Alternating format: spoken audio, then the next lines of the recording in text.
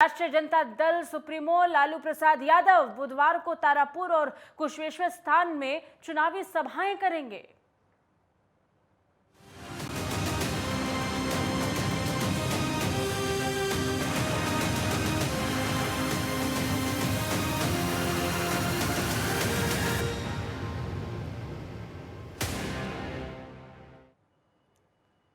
RJD supremo Lalu Prasad Yadav विधानसभा उपचुनाव में आखिरकार प्रचार के लिए उतरने वाले हैं। लालू प्रसाद यादव 27 अक्टूबर को कुशवेश्वर स्थान और तारापुर में चुनावी जनसभा को संबोधित करेंगे। पार्टी ने आधिकारिक तौर पर लालू प्रसाद यादव का कार्यक्रम तय कर लिया है। आपको बता दें कि इसके पहले लगातार ये कयास लगाए जा रहे थे कि लालू यादव चुनाव प्रचार में जाएंगे या नहीं जाएंगे। लालू यादव रविवार को ही पटना पहुंच गए। उनकी सेहत को लेकर संशय बना हुआ था। आरजेडी के आधिकारिक सूत्रों से मिली जानकारी के मुताबिक लालू की चुनावी जनसभा दोनों विधानसभा क्षेत्रों में एक जगह पर आयोजित की जाएगी। उनका दौरा बेहद सीमित होगा। हालांकि नेता प्रतिपक्ष के विधानसभा चुनाव के बाद जनसभा को संबोधित करेंगे। लोकसभा चुनाव और 2020 के विधानसभा चुनाव में प्रचार वो नहीं कर पाए थे। चारा घोटाला मामले में सजायाफ्ता होने के कारण लालू प्रसाद यादव जेल में थे। इलाज के लिए अस्पतालों में उनको जाना पड़ा था। लेकिन अब लालू प्रसाद यादव की वापसी बिहार में हो गई है। चुनाव प्रचार आखिरकार उपचुनावों को लेकर लालू प्रसाद यादव कर पाएंगे, इसको लेकर आरजेडी में भी उत्साह है और इसके अलावा आम जनता में भी उत्साह देखने को मिलेगा। हालांकि कल जब उनसे कांग्रेस से गठबंधन को लेकर के सवाल पूछा गया तो उनका तेज तर्रार वही अंदाज जवाब लोगों को काफी भाया भी।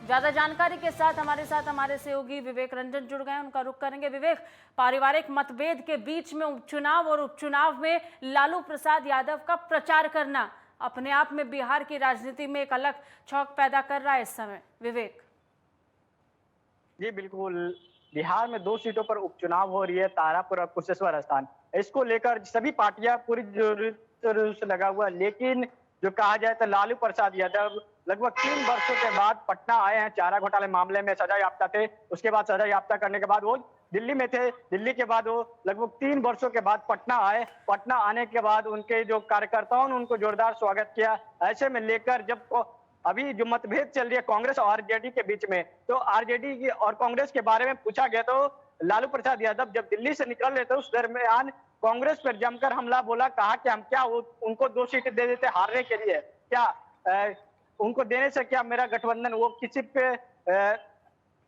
उनका कोई वजूद नहीं है कांग्रेस का। जो कांग्रेस के प्रभारी हैं भक्त चरण दास पे वो जमकर बरसे। भक्त चरण दास को अशब्दों का इस्तेमाल किया। ऐसे में लेकर बिहार में उनके जो अशब्द का इस्तेमाल किया, उनके बाद सियासत तेज होगी। जेडीयू अलग ही अपने कुम्भे सेकने लगी। वही बात करें पूर्व मुख्यमंत्री जीतनराम मांझी की, तो जीतनराम मांझी भी कुम्भे सेकने लगे।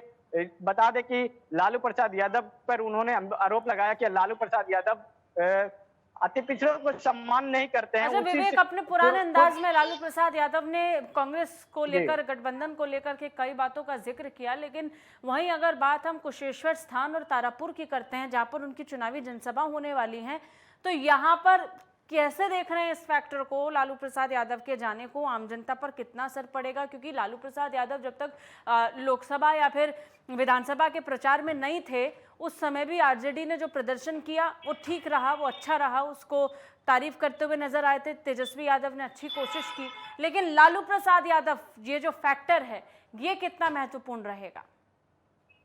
जी बिल्कुल, जिस तरीके से विधानसभा की बात कर ली जाए तो विधानसभा में सबसे बड़ी पार्टी बनकर उभरी आरजेडी। ऐसे में लालू प्रसाद यादव को 2 सीटों पर प्रचार प्रसार करना, लालू प्रसाद यादव को 2 सीटों पर प्रचार प्रसार करना आरजेडी की बड़ी उपलब्धि होगी। अगर आरजेडी दोनों सीट जीत जाती है तो कहीं ना कहीं जो बिहार में जो कहा जा रहा तो बड़ी पार्टी तो बन गई है, तीसरे पार्टी की जेडीयू बन गई है और सेकंड में जो कहा जाए तो बीजेपी। तो ऐसे में लेकर अब अगर इन दोनों सीटों पर जीतने के लिए कांग्रेस भी अलग खेमे लगे हुए है। कांग्रेस के भी 3 चलिए, संपर्क शायद विवेक से टूट गया है, लेकिन फिर कोशिश करेंगे उनसे जुड़ने की।